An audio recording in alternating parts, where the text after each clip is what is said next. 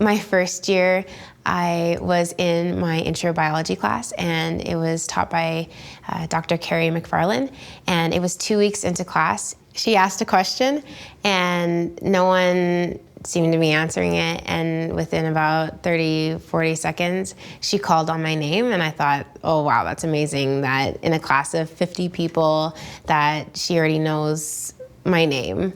And did you know the answer? I unfortunately did not know the answer, but I highly remember being in the cafeteria and eating, I think it was Mrs. Knopper's banana bread.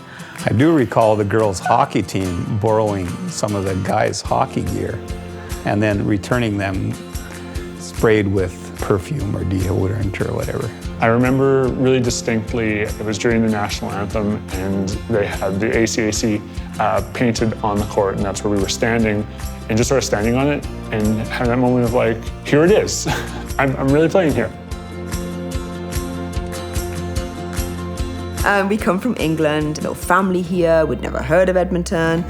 It was a big transition for us, and I can honestly, hand on heart, say that the welcome that we found and received when we arrived here and that has continued to this day at King's was amazing. King's is not just an academic institution, it is a community. And I think about how important it is that the students understand our lives as faculty members, and they care about our lives. And I like to think we do the same thing for our students, try to find out really what's going on in their lives so that we can better help guide them through this, what is often a tumultuous 4 years of their lives, but also an extremely defining 4 years. I think it was and is important to give myself to King's and to the people that make up King's, because King's has given so much to me. I don't feel like I went to King's. I feel like I am a part of King's. my RA in my first year, she was very encouraging. She was always there for me. I got sick in my first year, and she was amazing in that she cared so much, and she followed up when I came back from the hospital. And yeah, I just thought like being an RA would be such a great opportunity to sort of give back in the way that my RA gave to me. It's such a joy and a privilege for me to be allowed to get to know a different group of student leaders every year. One of the first things we do as a team is I ask them to share their story, and I share my story too. And we just get to know one another through our stories. They become part of my life. I count them as friends. Yeah, we serve one another in those ways. It's awesome. I have such a fantastic job.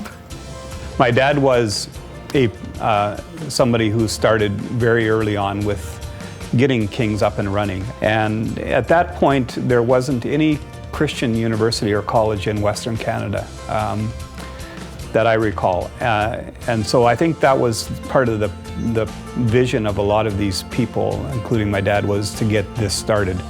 I think there are a number of things that anchor this institution that remain unchanged. And I'm not just talking about Peter Mahaffey, who seems to have always been here. As we are tested, as we grow, as we move through from college to university, as we are pushed and pulled in various ways, we always come back to that central belief that what we are doing here is part of God's kingdom. That we are not only a university, but we are a part of the church. And so if church is a gathered people, then I think there's a beauty here in the sense that we learn from one another, and we journey, and we support, and we deepen our relationship with our Lord. King's holds a special place in my heart because down 50th Street in Edmonton, there's this group of people who are spending their life pursuing an honest, eager, earnest pursuit of Christ's mission. I'm so grateful for the people who have made this place possible, that have made the impossible possible. And I want to be one of those people.